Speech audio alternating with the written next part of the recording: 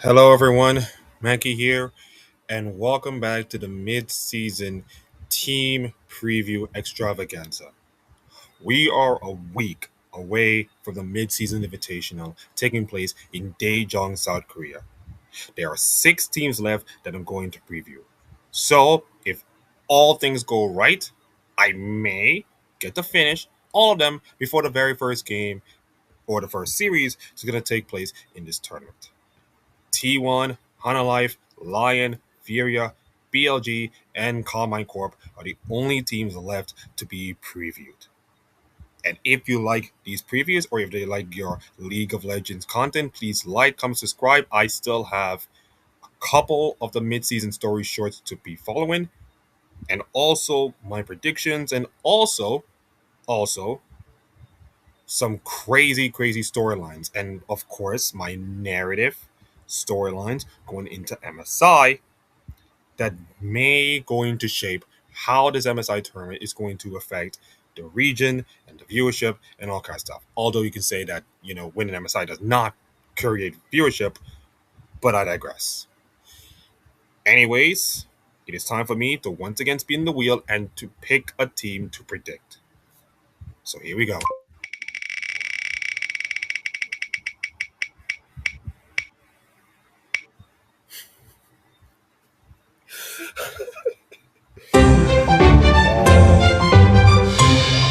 You have got to be kidding me. Well, welcome to the amazing digital circus T1 edition. Oh man. Okay. T1. Yes, you know them. You love them. You love them. But here they are in an international tournament, taking down Gen G to the dead there, which means that we'll have a new MSI champion because of it. And let's just say T1 are the kind of team that many feeling like they don't have a chance to win in most cases, but give them a couple of time to ramp up and the reading the mirror meta and the understanding and all kinds of stuff.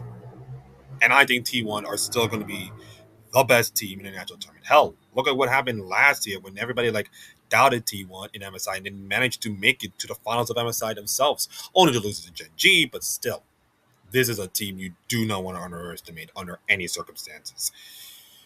But how will the performance of G2, I'm sorry, T1 will correlate with my predictions?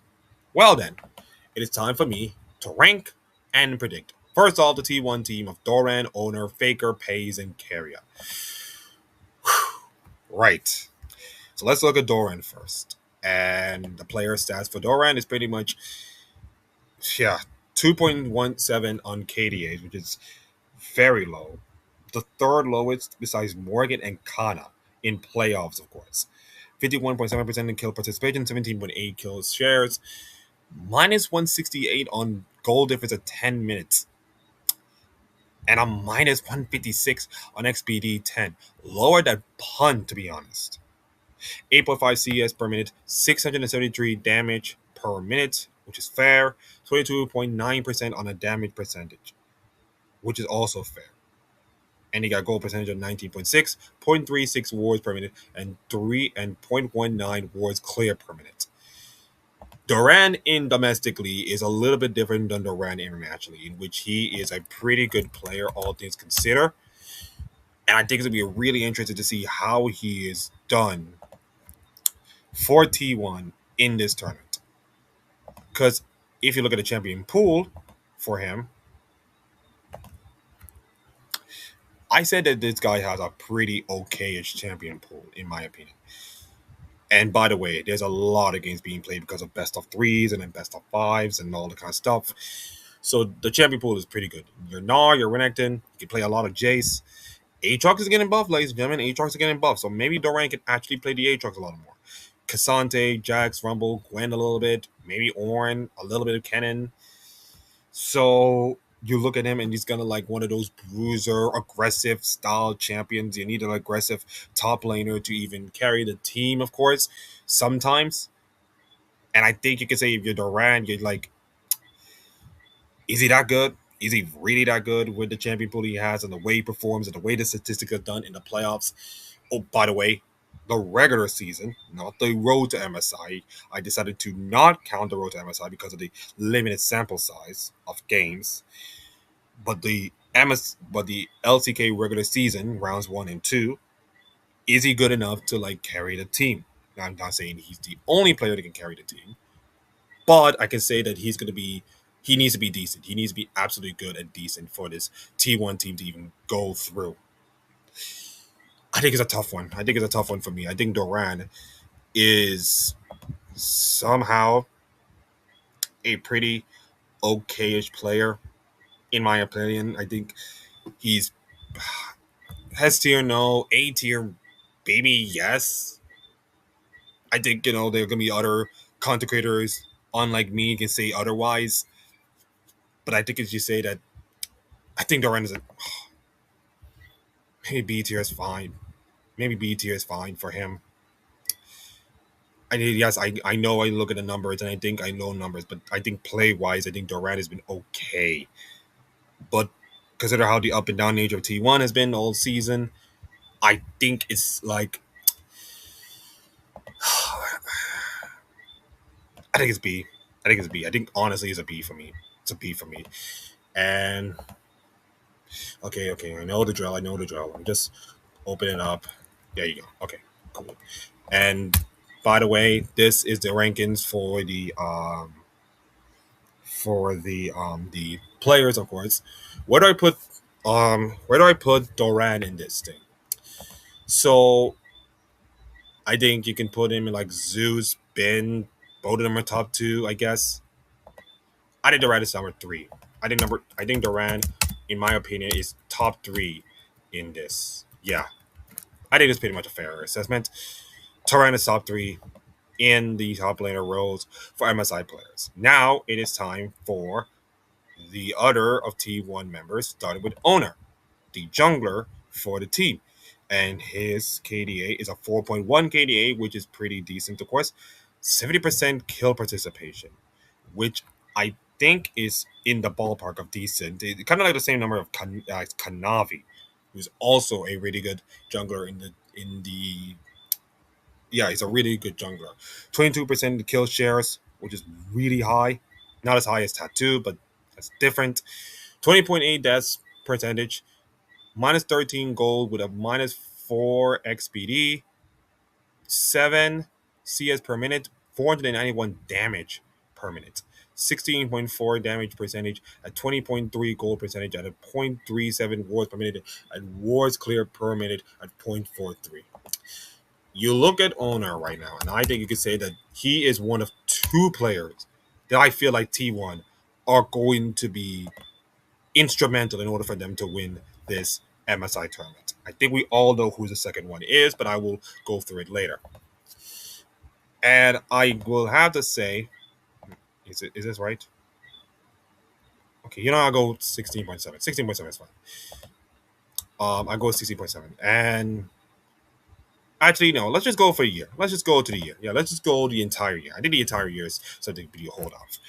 Xin Zhao, he's also good at. Nocturne, he could be a little bit playable, but Nocturne could be nerfed. He can also play a Vi with the Ari, of course, in the combo. Jarvid is also decent, good at. Pantheon, he could be good. Wukong, a little bit of Lee Sin. Neferi in some cases. Trundle in some cases. God can play a lot of jungles. And you notice that the 3 most played jungles are Xin Zhao, Nocturne, and Vine. I think you know that Nocturne is going to be nerfed a little bit, but how much nerfed is going to be a pretty much question of how we're going to play. And then, of course, in terms of play games, by the way, Dr. Moon and Bessa, yeah, jungle, of course, they're not going to be counted. But in terms of it, Vi has the most among players who play like 10 plus games for the single champion. So Vi is probably his most played champion and most accomplished champion, of course. Nocturne and Xin Zhao also, of course. So I think he's a really decent vibe player, and he's more of an engaged style of champion, of course. You just have to go in, dictate the play, dominate early, and that is it. He's a pretty much in-your-face, start the engines kind of play. And I think this aggression is going to make T1 incredible, for good or for bad, in this case. I think, Oner is a...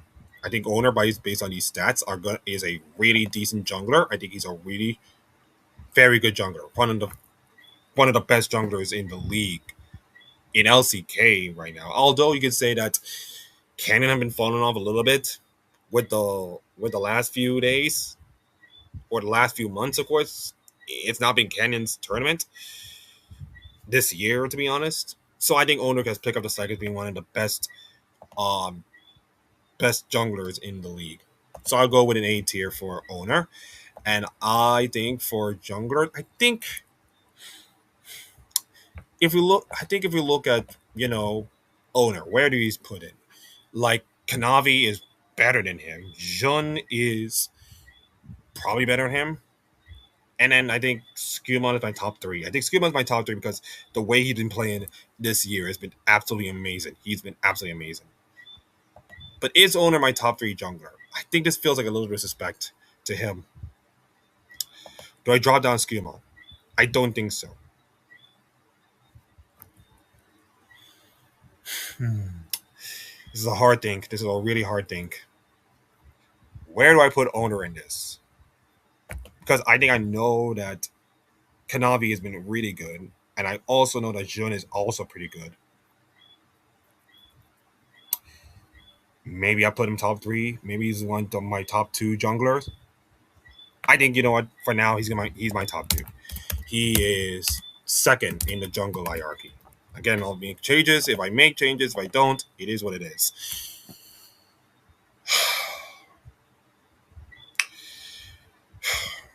Let me just drink some water before I'm gonna really piss off a lot of T1 fans.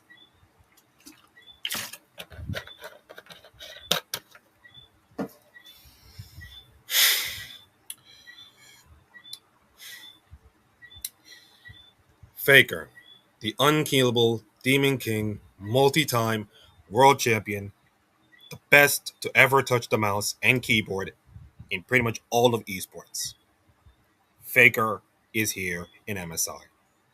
And I'm going to say the most brutally honest part that I know T1 fans will might go to the comment section, say some horrible things about me, and just disrespect me and all that stuff.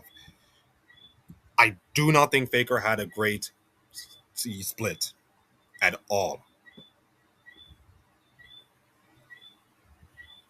Let me just say that.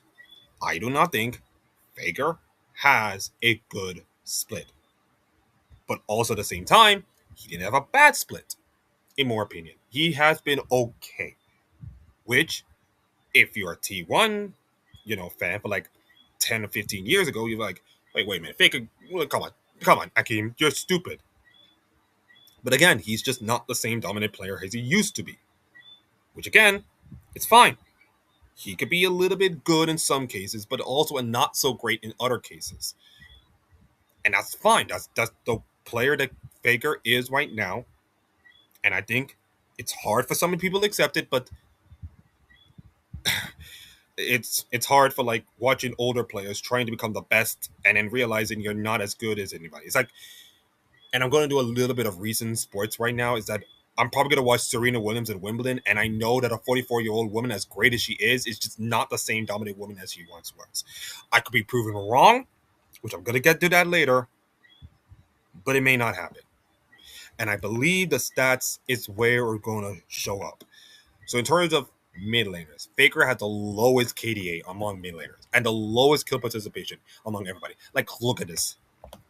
58.4%. The second lowest I can see among players among the playoff teams is Hongsu at 60.6%.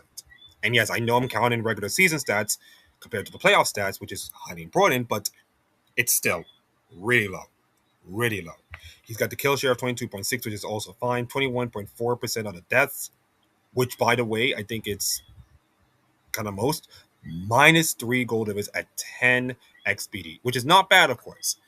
80.8 CS per minute, 686 damage per minute, which is also fair. 23.1 damage percentage, kind of fair, of course. And the gold, a percentage of 21.3 at a 0.46 ward per minute and a 0.2, just move 2.5 wards clear per minute. Oh boy. And then you look at the champion pool, by the way, this year. We're going to look at this year's champion pool. And you look at the champion pool, and it's more of, how do I say it? He's more of a facilitator to the team, if I'm being honest. He's more of a facilitator to the team. He played a zero a lot of times because why not? He plays his Rise, he plays his Oriana, he plays his Corki, his Galio, his Victor, his Dalia, his Ari, his LeBlanc sometimes, Lissandra in some cases, and then Akali if he feels like it, and your Silas, maybe Twisted Fate, Cassiopeia on a good day, maybe Zoe. And I'm just looking at it and saying the guy can only play like limited amount of champions. Maybe Azir is lucky, but Azir has been pretty much removed off the pool, of course. Or maybe his Azirs are not good enough to carry the West or any other region. Maybe Rise, fine. Oriana, fine. Galio, okay. Victor, okay. Talia, Ari. And then LeBlanc in some cases, maybe Lissandra. So he's got like a decent amount of a champion pool he can work with. And he can play decently on some of the champions.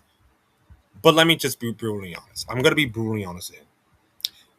I do not think that Faker is as good enough to beat Knight or Zeka.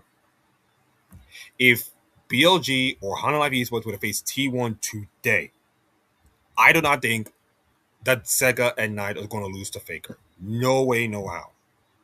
This thing could be clipped, and maybe I'll be wronged and get egged in my face. Fine, you can do that if you may. I'm okay to get a little hate and also get a little bashing. But right now, as we stand at 10:26 p.m. on the 21st of June, 2026, I do not think that Faker can beat Knight or Zeka. I just can't.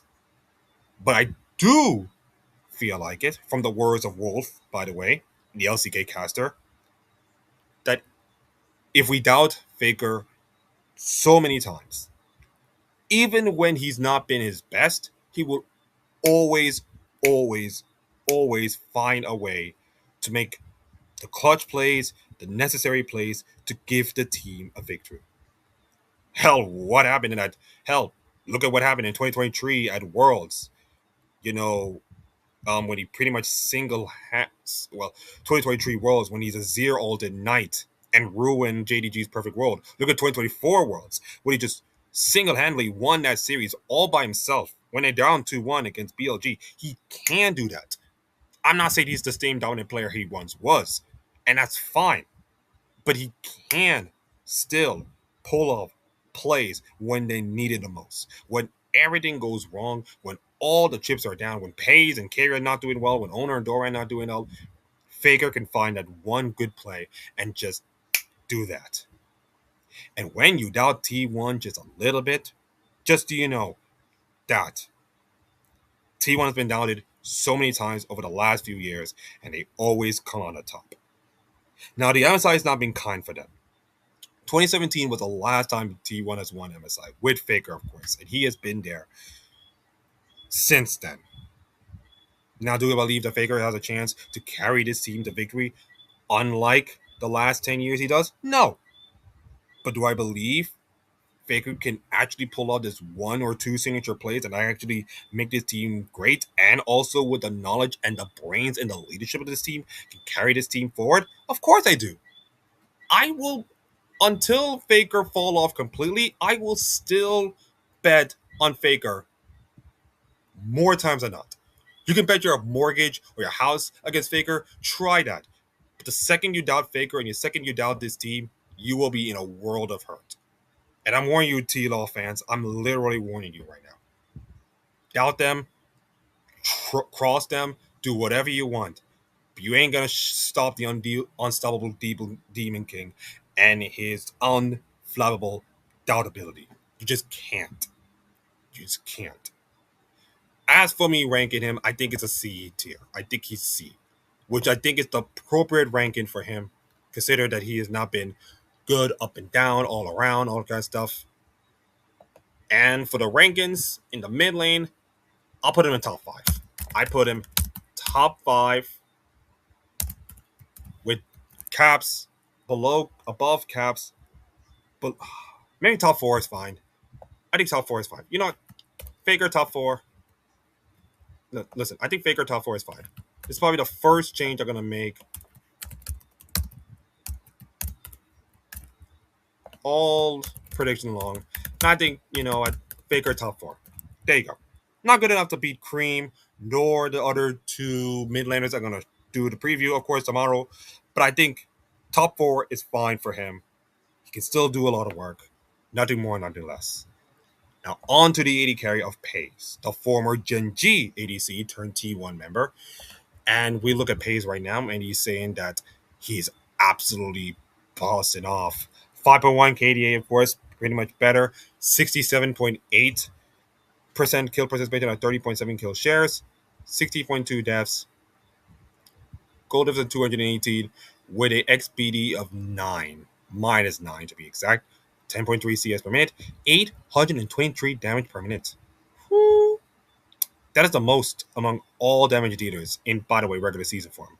28% damage, and of course, 28 gold percentage, at a 0.42 ward per minute and 0.36 wards clear per minute.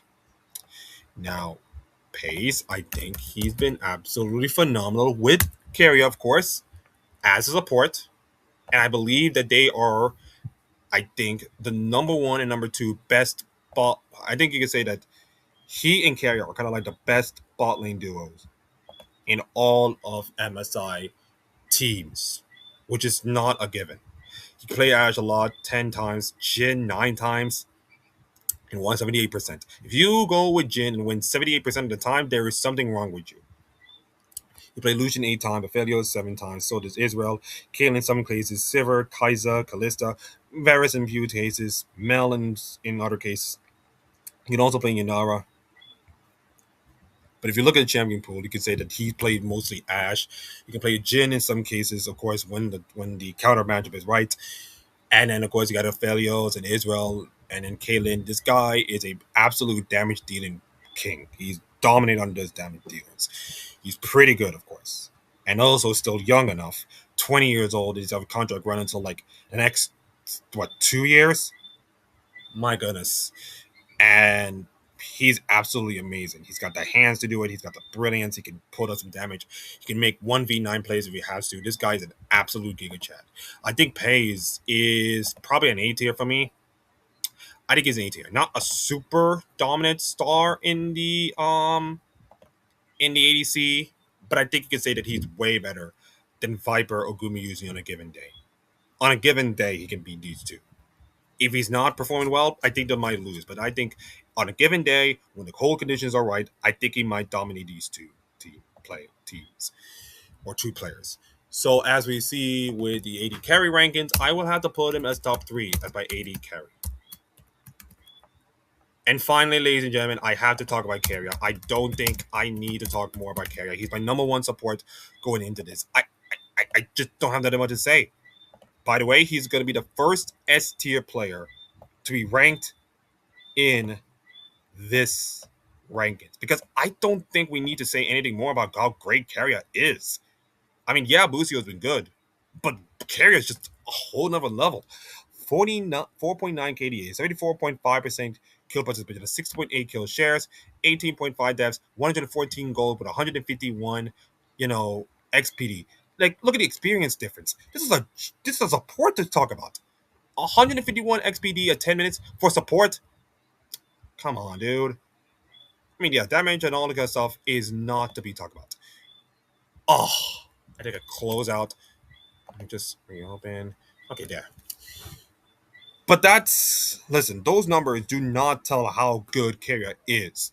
We know how great his support is. I think you could say that he's the best support in the world by a country mile.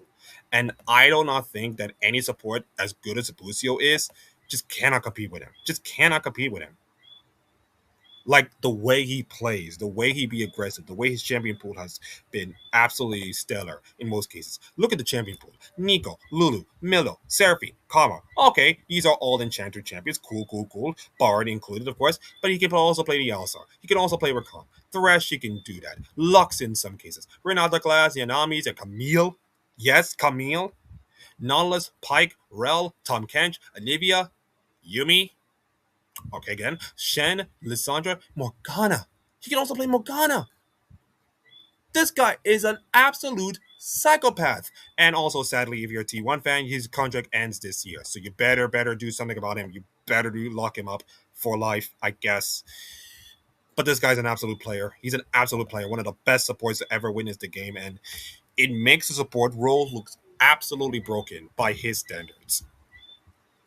By his standards. And I just don't know if Core JJ can ever handle him in the matchup, nor Busio. No disrespect to these players, but Kira can actually make the bot lane go. He can also make the mid lane go. He can also make the junglers go. He is the straw that stirs the camel drinks. He's probably the most important T1 player right now. Like, I get Faker is like the most important because of his aura and his captaincy and his brilliance, but Kira is going to be the player that can make this difference. I think Kira could be the MVP of MSI by this whole thing end. I will doubt. He's phenomenal. He's been absolutely brilliant. And I think this team goes where Kira goes, of course. And I think if he performs well, I think T1 might win the entire thing. If he doesn't, then I think T1 might falter. So I already ranked him. I've already put in my, top dog on the support roles. So that's pretty much it. Now for the team stats on this T1 team before I rank them. And this is regular season, by the way, compared to the playoffs. 1.23 in the KDAs with a 0.97 CKM, which is combined kills per minute, at 0.48 goal rating percentage, which is fine, decent, not good enough, of course. Goal spend percentage, of course, at 2.090, which is not great, but not horrible either. Early game rating at 58.1. Like, only Holland Life Esports and G2 have that higher rating. That showcases how brilliant their early game is. Their mid-late rating game is at 16.9, which is pretty much in the middle of Bark. But consider how T1 been playing this entire circus, or this entire split, by the way, it's been a little weird, to be honest. Yeah, I guess. 58 first blood, also first tower percentage with 65 first three towers percentage, at 62% with the Herald, 48% of the first Drakes, which is low but not that too low, 53% of the Drake percentage being taken, 50% on Baron, which is 50-50, 50.6 on the laning, okay, 51.7% on the jungling, 3.85 wards per minute, and 1.18 control wards purchased per minute. So you got to say that T1 has, in statistical terms, have been okay in some parts. Other parts they have not. So yeah, you gotta brace the circus sometimes. You gotta brace the circus. The age, international experience. I think this is going to be a slam dunk. This is too easy for them. Yeah, you can see that Doran, Oner, Faker, Peyz, and Carrier have all been doing a lot of international games. 24.2 is their average age, and for Faker, yeah, 319 games. The second closest is Carrier with 186. That is ridiculous. And of course, they got a lot of experience, 844, which, by the way, I think is the second most amount of international games. And by the way, I know I should have put like MSI games, of course, being put in, but I think international games is fine. By the way, I think there's MSI games. I think there's MSI games. Yeah, I think there's an MSI game. But regardless, that's the second most by any team besides BLG for most games played within the team, which is showcasing. Oh wait, yeah, second behind BLG for most games played internationally between all these players. And I think this is going to be a really, really huge advantage for them. Their experience, the fact they've been there, done that, all the doubters, all the haters, and then just show up time after time, getting experience, will have in their struggles early on, but once they ramp up, once they get their sea legs going, they are unstoppable. They're virtually unstoppable. I think you could say that BLG and Holland Life Esports are the favorites, but you can say that T1 are not too far away if they can get all their cards right. For MSI appearances and best results, this is T1's ninth appearance, by the way, the most by any team according to data. G2 are the second because of A's. 153 games played in MSI with 2 wins coming in 16 and 17. One in Beijing, the other is in Brazil. One I think one in China, one in Brazil. That's the only two victories, and they haven't won it since in the last 10 years. In fact, in fact, they and Genji are the only two teams to win back-to-back MSIs. Oh right, RNG, yeah, RNG.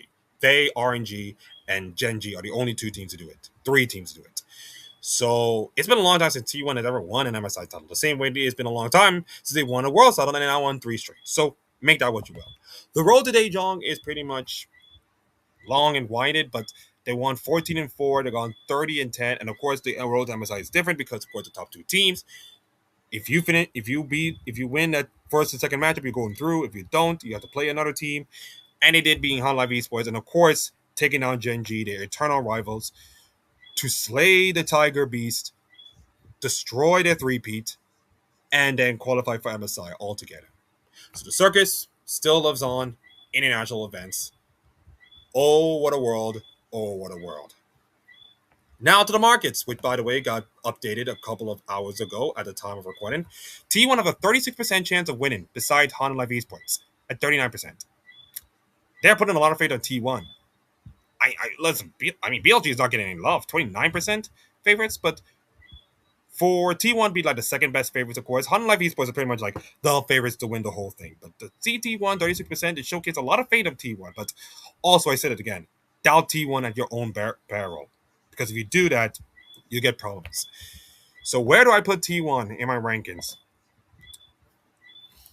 I think T1, just like the numbers saying, I think, listen, BLG and Honda Live Esports are going to be like 1 and 2. Where do I put 1 and 2? I don't know. Are they good enough to be like, I think, based on that, I think I'll put in top 3. I think I put top esports at 5. Yeah, I think this is probably an honor perspective because I do not see top esports doing well, especially internationally with some of the players, of course. I think it's going to come down to like Cream or Jackie Love doing well. But I think T1, with the veterancy, with the leadership, with the playmaking, with the styles, and yes, it can be a little circusy, of course. But once T1 gets to international form and once they get to Sea Lakers, I do not think, as good as Honda Life Esports or PLG, I don't think they can stop T1. I just don't. We saw it in the last MSI. We saw it in Worlds 3 years in a row. Even with the number of changes being taking place, with Gumi UC, by the way, joining the team, and Zeus joining Honda Life Esports. Even with all of that, T1 are still good enough to do well internationally. Will they do it in MSI, which is something they haven't done in a long time? Who knows? But that concludes my preview of T1. So all you T1 fans right there, go to the comment section and said you are a T1 hater, and you go KYS, I guess. Anyways, thank you all for watching. We are down to 5 more teams, and by tomorrow there'll be 6 more days until MSI finish. Which team will I preview next? Only the wheel will find out. Thank you all for watching. Enjoy the rest of your week. And I will see you all next time. Peace.